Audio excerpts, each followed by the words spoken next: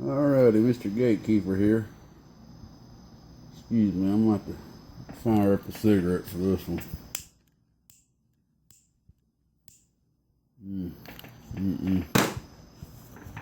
Alrighty. Here we have a Skywalker 2x4. Okay. I had to make a list for you to just point out some things.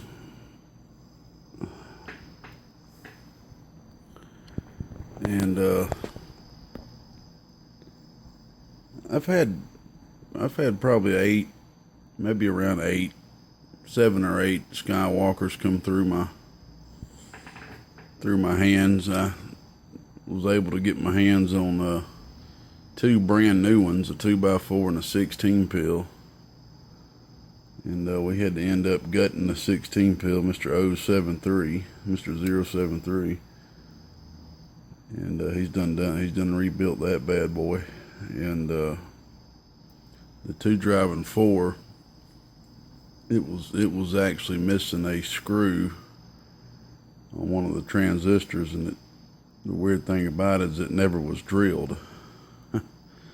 And I think I converted that to a straightforward and unloaded that on eBay, I believe. But anyway, I'm just going to kind of go through the known issues that I can see. Just taking about 10 minutes looking through here that I think are worth pointing out. Alright, we'll start off with number 1 here. There's no ground wire going to the board at all. So the ground is relying on, here's your ground lug right here. This is where you put your ground wire. The ground wire, if you follow this, the least resistance path to ground, well, that ain't even the only issue with this. This is the only path to ground. The only path to ground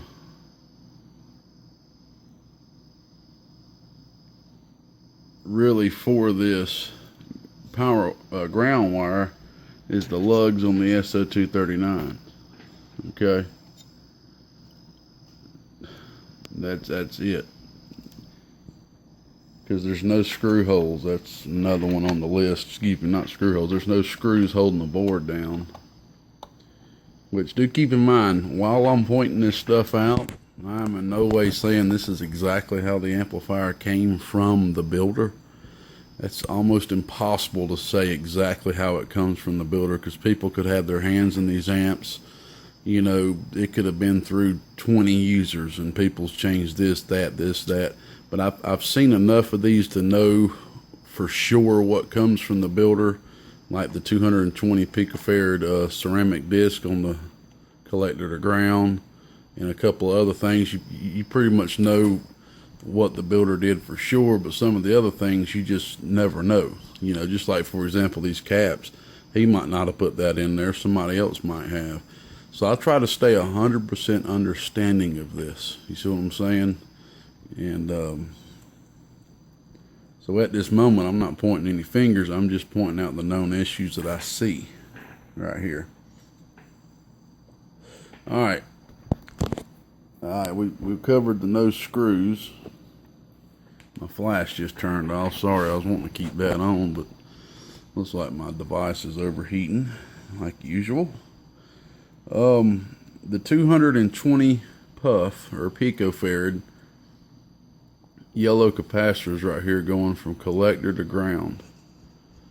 All right, I'm not against this at all, by no means.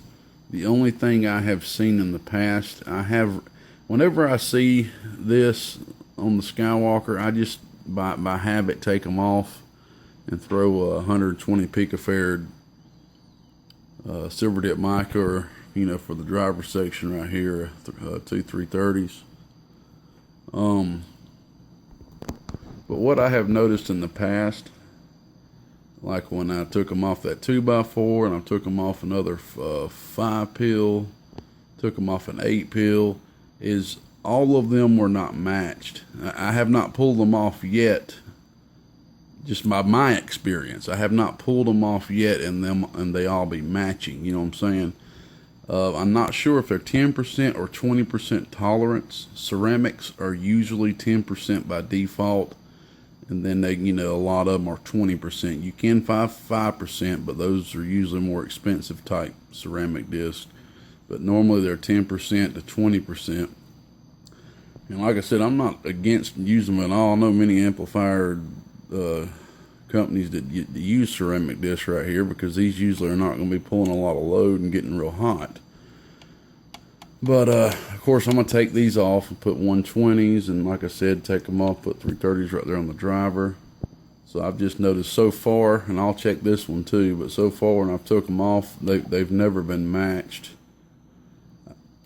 There's just one or two possibilities for that. Either they just over usage, they lost value from each other, or they just wasn't, matched when they were put on. They were just grabbed out of the bag. But there's no way of knowing. All right, next thing. These are basically issues I'm pointing out that I would not feel right letting the amp go back out of my hands without changing. That's the issues I'm pointing out. As you see, I didn't even name these two 4.7 that's charged, because that's not the type of issues I'm pointing out here. That's, resistors been hot, which I'm going to replace. These are issues that I see that I just absolutely wouldn't feel right about letting the amp go out of my hands back to the person that owns it. Next thing, these two caps right here on the output transformers.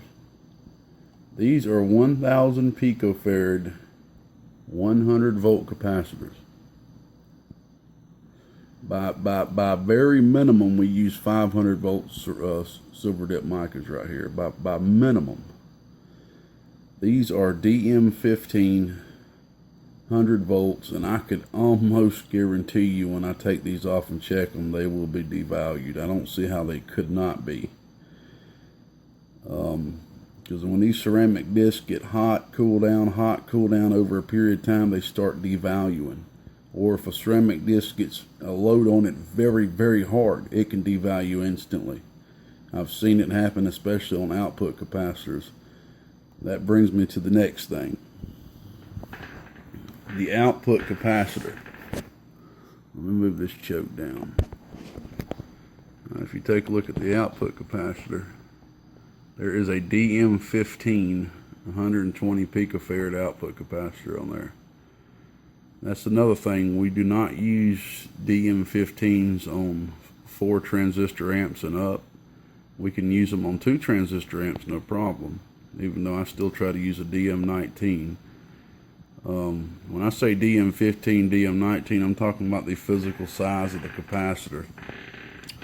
So the size of that capacitor is way too small physically for an output capacitor.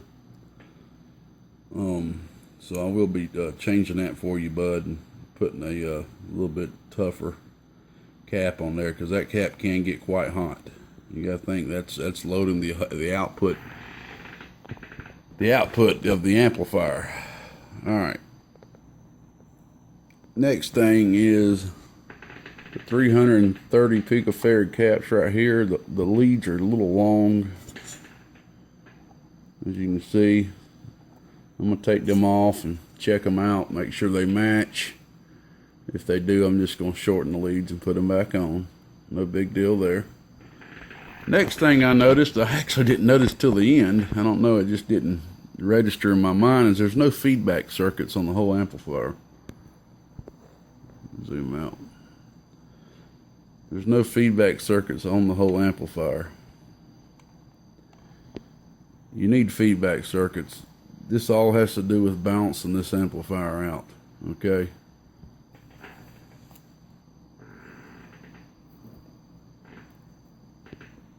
At different times, not having feedback circuits can cause issues. Yeah, by my personal fact, you have much a bigger chance of going into stray oscillation and such stuff like that without having feedback, resistors, because what that's doing, that's taking negative feedback. It's taking a little bit of the output and putting it back in the input, and that balances this push-pull configuration out. Neutralization is what it's called. You do the same thing with tubes in a different manner. So there's no feedback resistors, so we'll definitely be adding them for you, bud. Okay. Next is on the hot bus. There's no current bars, and I didn't write this on the note, and I'll go ahead and mention it now. If you take a look at all the solder points of everything, none of the copper was tinned, if you see what I'm saying.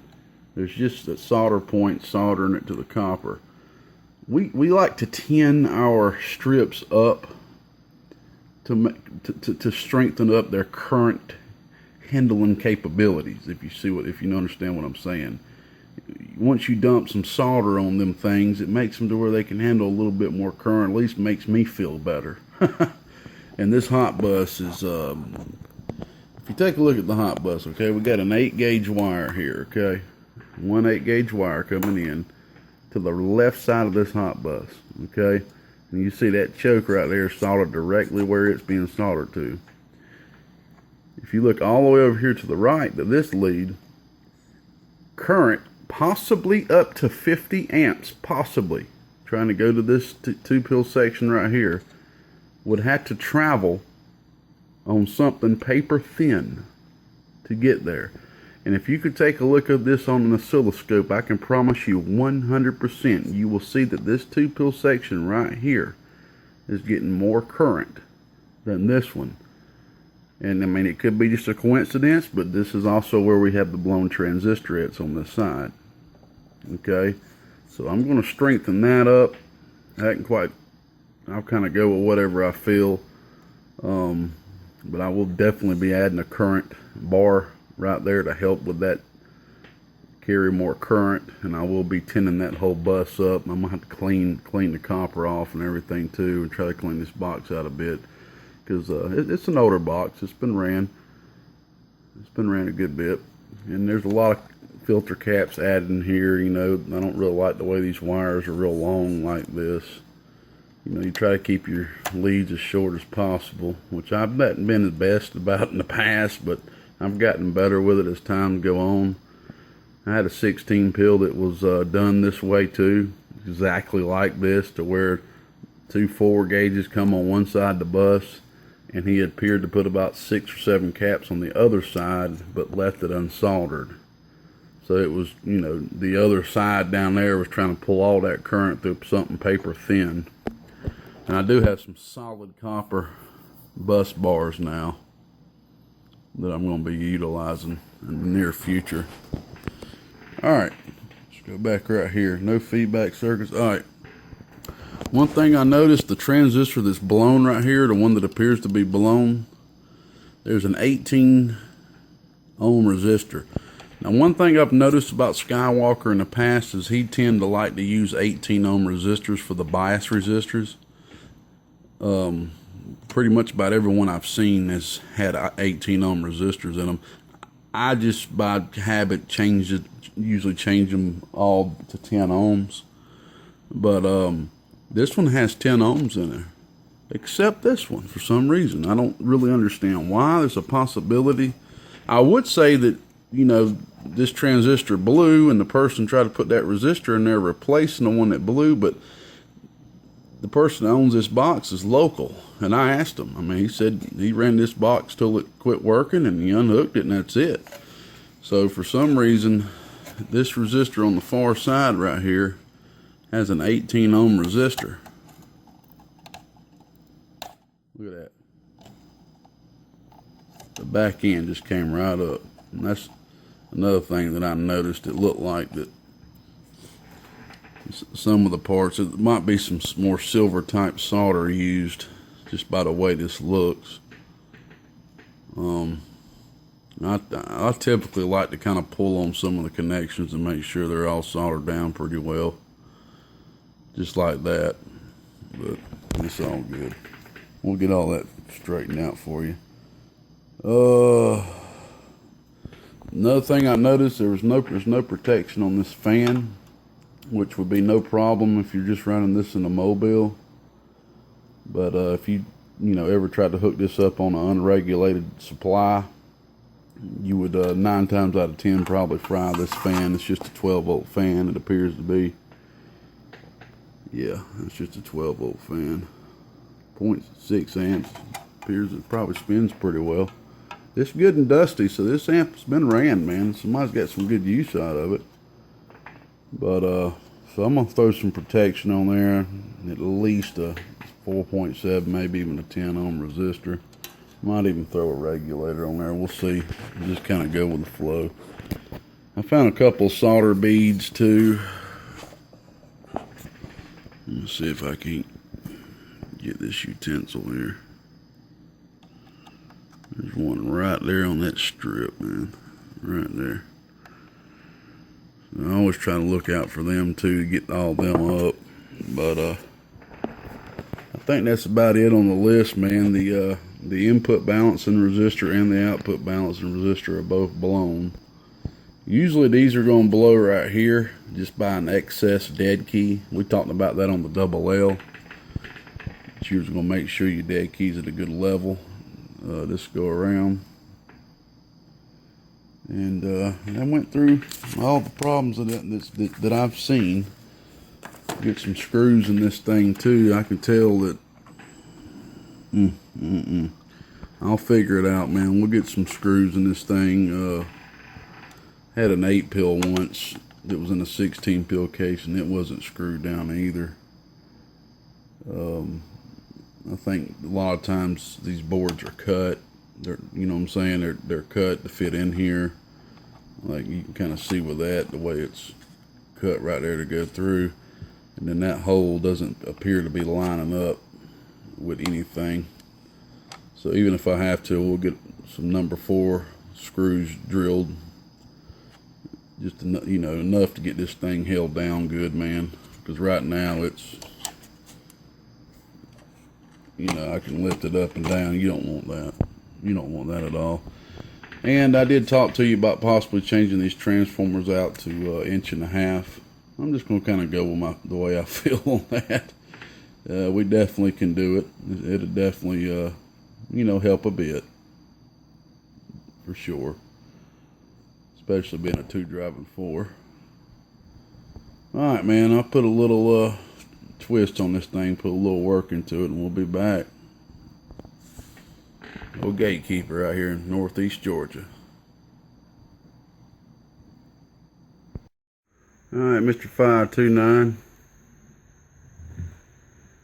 Went ahead and got some of the parts off. I'm gonna have to replace. There's all the parts over there. Went ahead and made the decision to go ahead and upgrade to the 1.5 inches here. What I used by default. I already got them there cut by my little nifty tool I have. Here's the hot bus, man, that was on there. Look at that. That was the hot bus.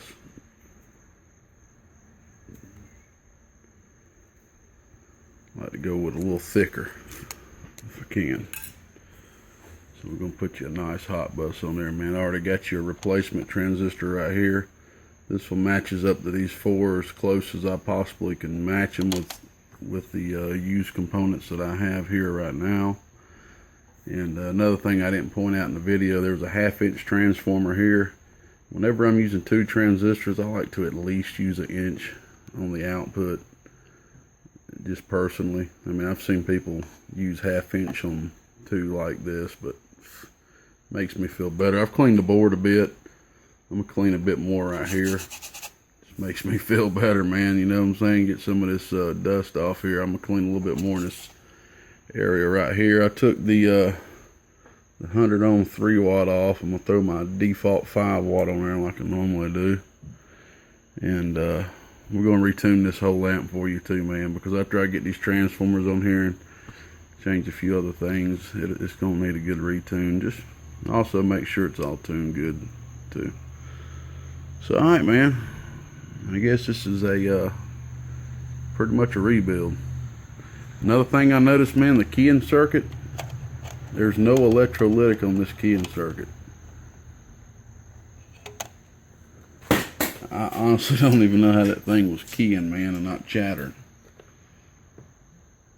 That would almost make you have to put a real high dead key. So I'm also going to take this keying circuit out and put in another keying circuit. I've got about 100 of them made up, so it ain't going to be no big deal. Just pick one out of the box. Alright, man. Get this thing up and rolling. I'm going to tin up all the... Another thing I noticed, man, while I was tinning just this up right here, this copper that's used is very, very, very thin. Very thin. I was almost tempted to put new strips on there, but the strips aren't in bad condition. I'm going to leave them as is, but I have to turn my heat down because these are real thin. They will start bubbling up on you. Real thin copper. I'm not sure how thin it is, but I had to just turn my heat down about 150 degrees, and it wasn't trying to pop up. I did it right here on the edge. I could hear that little bubble. If anybody solders a lot of stuff, you know what I'm talking about. You'll hear that little indication that you get too much heat on it. So, alright, man, we'll get this thing done. I'll reuse some of your ferrite beads, man, but mostly everything else I'm gonna throw out.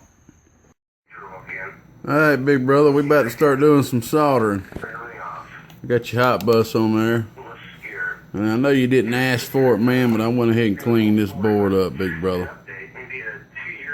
Got some shine on there now. I about got that thing almost looking brand new. If I worked with it a little bit more, I could, but heck, I probably already got an hour and a half just polishing this board and cleaning it up, man. So, hey, I just go with whatever's thrown in the old mind, and I'll just kind of roll with it. So I rolled with it. So anyway, I wasn't anticipating me to spend that much time on doing that. So I'm going to go ahead and jump on here and get this thing finished up for you, man, so you can get this thing back. Alright, we'll be back. Alrighty, old gatekeeper here.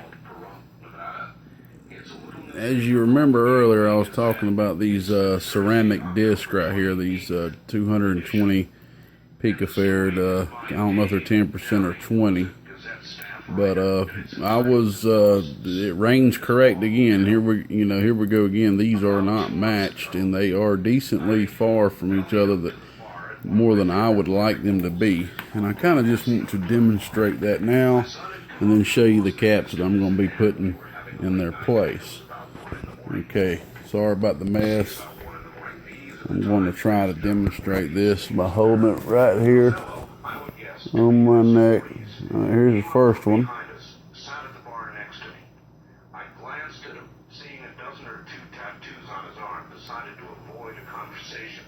Alright, the first one's 219 picofarad, okay? Alright. Second one.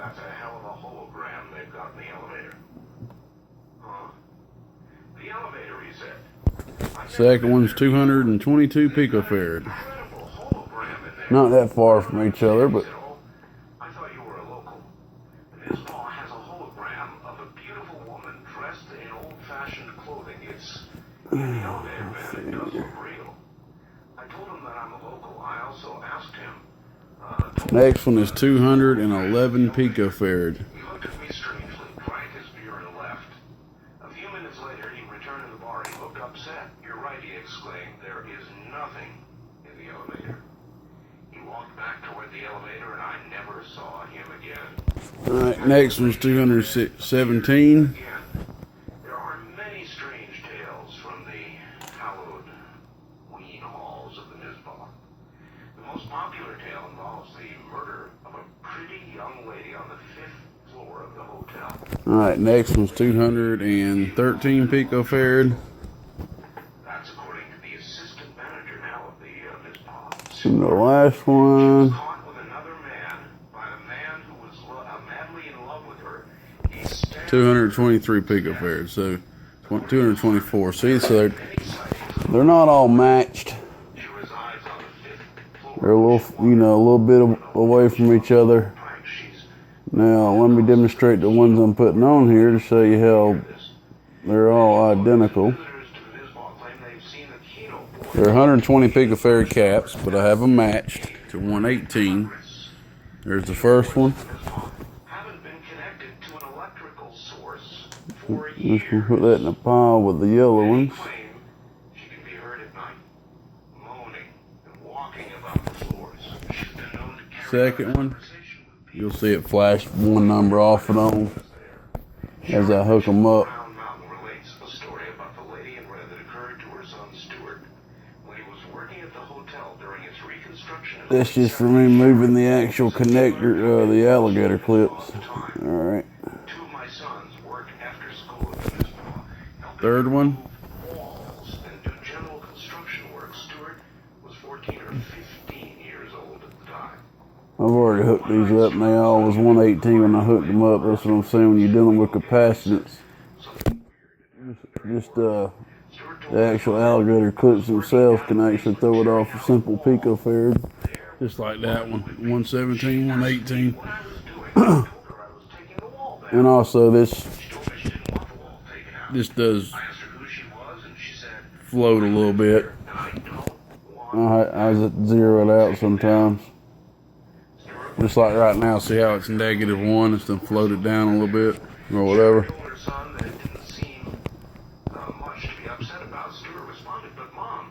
Hit that same one up again. But they're all equal, 118. It's just show some of them show 117 because of the it getting off, and also like I said, just you simply bending these can change it off just a tad bit. Alright, and then for example, these are the 330s that's going on the pill strip of the driver section. 320. Maybe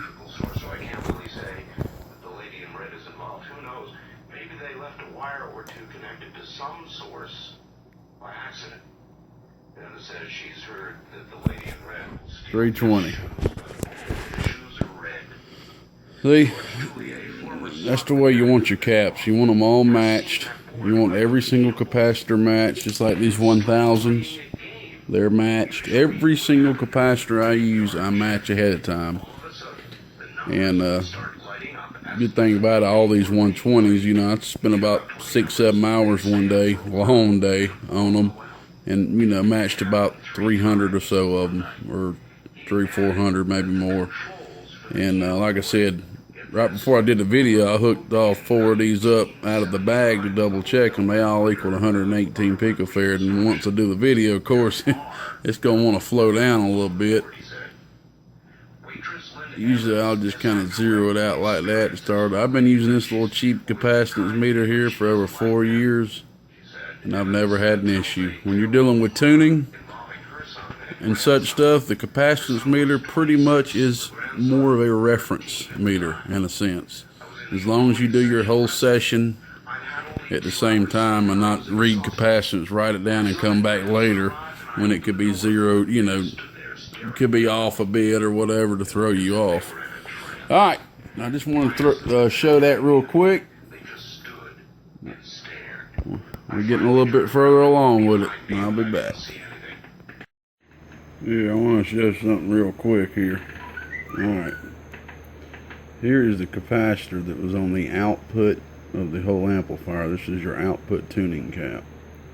You might remember me saying in the earlier part of the video that with that being as small as it is, I don't see how it cannot be devalued.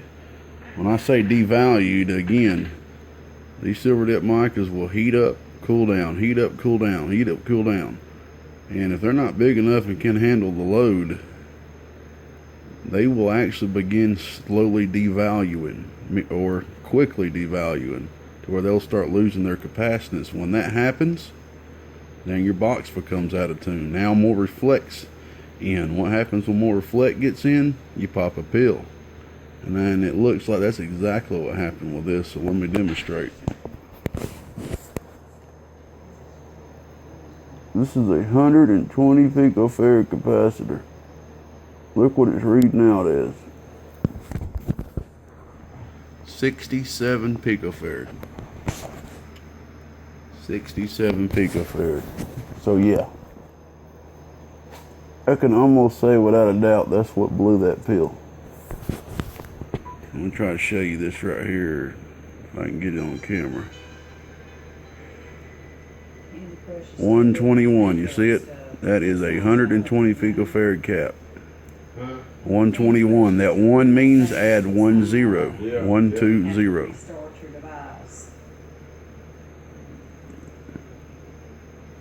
So I guarantee that's what did it. Now look at the cap that I'm putting in its place, which is a DM30, I believe it is. Yeah, DM30. Take a look at the different size of those caps. I would put my trust on this one way before I would this one in that particular area. Now this size cap is perfectly fine in different areas of the amplifier, as for example the input tune. Perfectly fine to have this size there. Alright, I just want to show that real quick. We'll be back. Alright, big brother. We got you all ready, all set. I felt so bad about how nasty the outside this case was, man, and how dusty that fan was. I couldn't help myself, man. I went ahead and took the fan off, the grill off, went in there and just did my little washing to it there, man, and this top looks brand new now, brother. I couldn't really do that to the front and back of this, you know, because I'd have to take the amp out of it and wash the case there, but at least the top looks awesome. Went ahead and put some protection on that fan too, and just went ahead and left that ground lug right there so you can add you an extra ground if you want to. And we got 2 stiff 8s coming out of this thing now for you, and this thing's rocking and rolling now, brother. Got this thing tuned to perfection. Alright, man, we're on the 100 amp supply, unregulated. I got it on the medium tap right now, which, you know, is, you know, way too small, but I'm just going to show you that first. We're on the 1000 watt slug. I see the flash is on right now. Sorry about that. We're on the 1000 watt slug. Okay. The fan pushes some good air, brother. I went ahead and left that on there for you. Alright, this is what the medium tap does for us. Ooh, on like 13.8 volts. RMS. Ooh, right there about 280 RMS. Here's your input tune, 10 watt slug in reverse. Ooh, yeah. Ooh, yeah. Good input tune, man. Just a tad bit of movement. Alright. We're just going to reach over here and flip it over to the high tap, which is where we need to be for this big 2x4. Alright, here it is on the high tap, 1000 watt slug. We're driving it with 4 watts RMS. This is the bench radio. Stock Cobra 29, modulation turned up to 100%. 4 watts RMS. Ooh, yeah. Ooh, yeah. Ooh, yeah. 300 watts RMS. Here's your peak. You should be peaking around 800-900. Ooh, yeah. Ooh, yeah. Pretty much right there about 9. I think you'd be doing 1,000 right now, to be honest with you. That supply right now is dropping too. You can't see it probably, but 15.4, 15.5. Alright, we'll go ahead and hit the hot radio and see what this thing's really got. I got you some input padding on the input, by the way. There was no input padding at all on this box. You got to have a little bit with a 2x4, man. Alright, man, we're going to hook up the hot radio. Be back. Alrighty, here's the hot radio. We now doubled our input from 4 watts RMS over to 8 watts RMS. 1000 watt slug. Right there about 425. I got the dead key up a little bit on that radio. I think it's up about 2 or 3 watts. Right there about 425 or so. Here's your peak. In the corner. Shout out to BBI. I'm sorry. I just think that's smooth, man, how he says that. I almost got in the habit of saying it myself, but I ain't the type of guy to try to steal somebody's sayings, creativity. But I almost started to have it myself, like I just said. So this thing's working nice. Now take a look at the voltage it's running on. I don't know if you can see it from the flash. That's 14.2 volts. So this thing's doing 425 bird RMS at 14.2 volts. If I could hold that thing at 15.4, 15.5, man, this thing would be doing well over 500 watts plus. Alright, I'm just going to take this 1000 watt slug out and put this 5 kW in. This thing's pulling the snot out that cotton picker, man. That's 100 amp supply, boy. It's sucking the juice out of it. Alright, 5,000 watt slug. We are looking at the middle scale where it says 50, okay? The 10 is 1,000. So that's pretty much close to 1,200 watts. So I'm looking at it correctly. Let's see. 5,000 in the middle is 15, yep. That's close to 1,200 watts. 1,200 watts, PEP. Good God almighty. This thing is smoking, and I ain't joking. Put that KW back in there for next go round. Got some other stuff we need to work on. All right, man. I'm gonna turn this supply off, man, and take the top off of it so you can take a look at the finished product. We'll be back.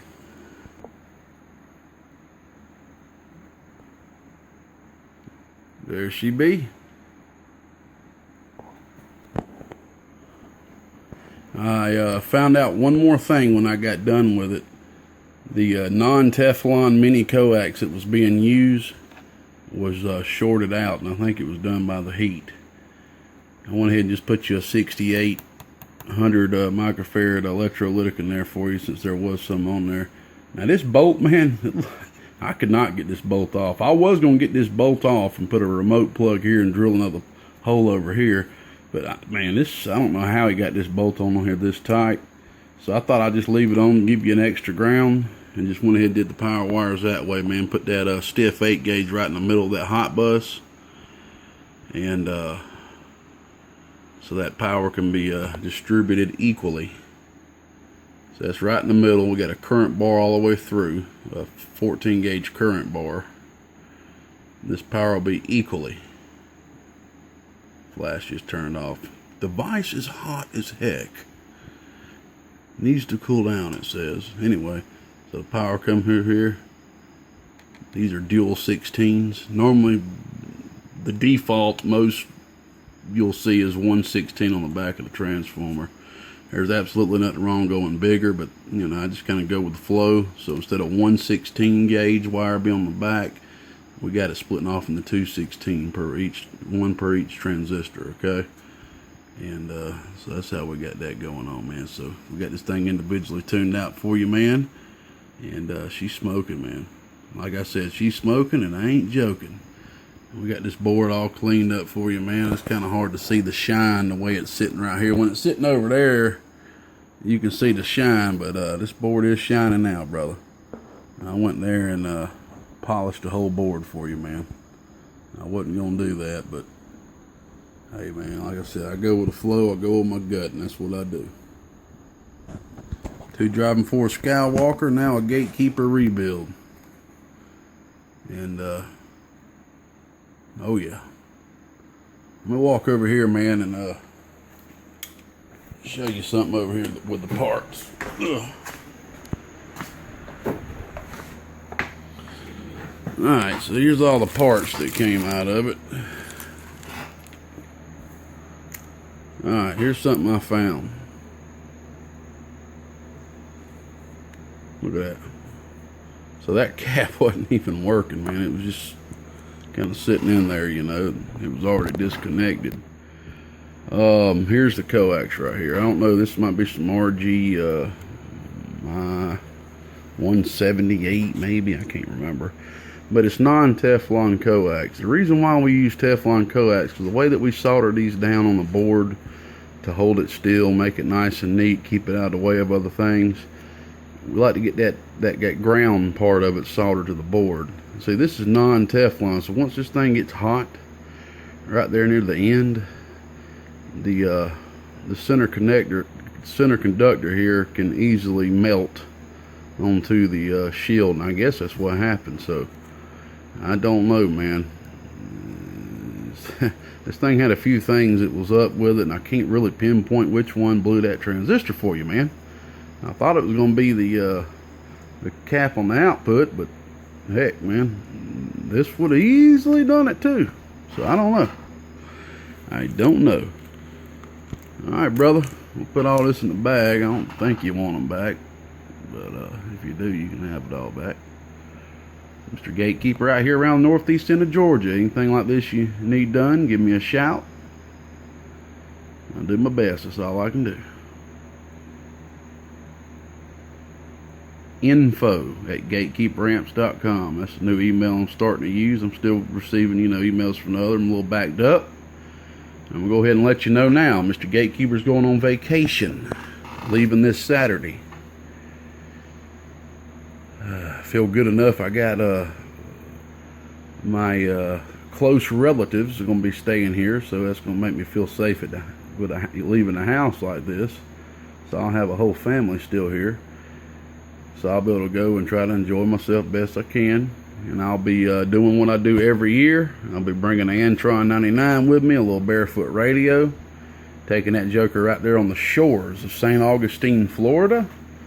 And I'll kind of text a few people and let you know when we're out there. And thinking about doing a little something this year. Something a little new. I'll make another video about it, but I'm thinking about, not for sure, but I'm thinking about the first person that's able to catch me on channel 28, channel 38 lower sideband, or I think that's going to be the only channels I'm going to go on, 28 or 38 lower sideband, on a particular day of next week. I don't know which day it'll be yet. I'll figure that out. Whoever can do a video gate of me talking, it don't matter if it's to them or whoever, just a video gate, because I got a video gate done on me the first 2 years. Third year I didn't get a video gate, so this is the fourth, and I want me a video gate. First person to do a video gate, think about doing something a little special, maybe building them a little two-pill or something. So we'll see. I'll figure it out. Have a good one, old Gatekeeper, northeast end of Georgia. I'm good and go.